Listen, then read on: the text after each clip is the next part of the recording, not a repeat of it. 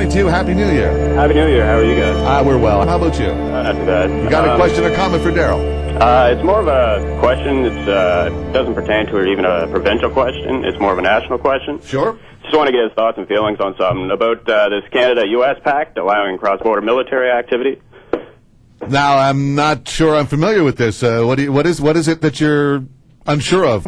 I'm just worried about pretty much our sovereignty of our nation, really. But I'm in hopes that Mr. Darrell Dexter will get into premiership. I know he's a good man. It was signed on the 14th in Texas in 2008, I believe. And this would allow the American military to have a presence in Canada if called on in the event of some kind of national emergency or something. Emergency, yes, correct. So, and you're saying... And this wasn't even released by our government or our military. This was released by Northcom in Texas. It was hush-hush for a while. Darrell, what do you know about that? Well, I don't. I have to say, I'm surprised. I don't really know anything about it at all. I haven't seen, as the caller indicated, I haven't seen any news on it. No secret that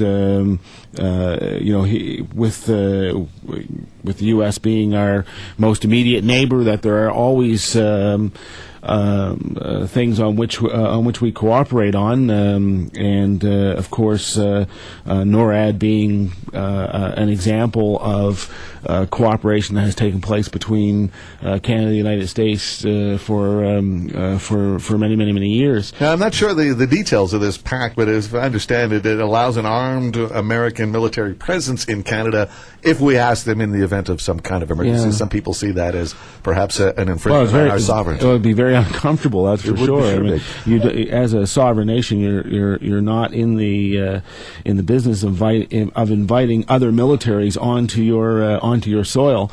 That's certainly an unusual proposition for one to put forward. Now, but it also might be one of these 9/11 kind of conspiracy kind of thoughts here. Bill's madly looking on the internet for details of this. Yeah, it's been alluded to, but I don't think it's ever been a public. We cooperate in all kinds of ways. As you probably know, I spent my time in the Navy, and while I was the command information officer for Maritime Forces Pacific, we had American liaison officers who worked, at the headquarters in Esquimalt. They were on as we send Canadian military officers down to the U.S. on various exchanges. Those are. I mean, we're all part of NATO. We have ensuring that there is an ability for those forces to be able to cooperate and operate on the operationally on an appropriate level. Of course, is something everyone I think would expect. Until you have to see the details of any kind of agreement, but let's while we're on the subject of the states, obviously Obama's election as president. For those left-leaning individuals, it's got to be a pleasing thing to see finally the Bushies out of there and someone like Barack Obama as president.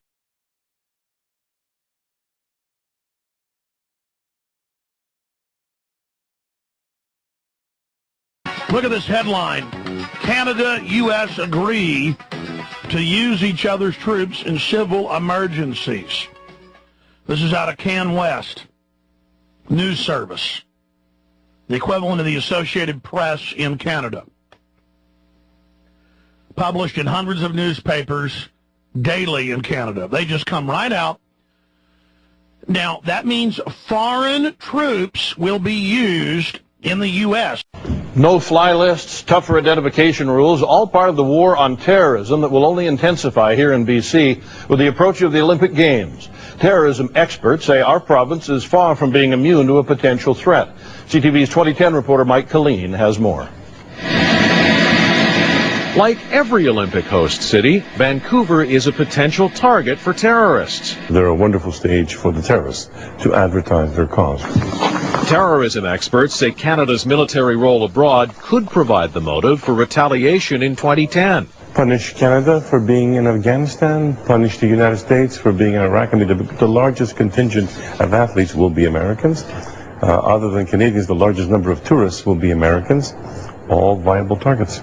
That means a potential threat to Olympic venues, the airport, port, and other transportation systems.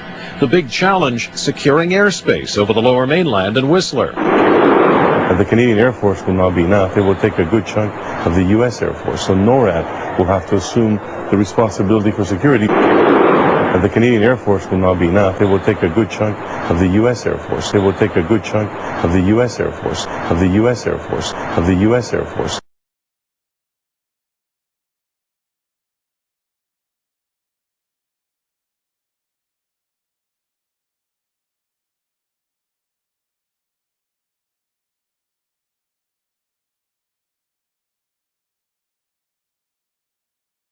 As a sovereign nation, you're not in the business of inviting other militaries onto your soil.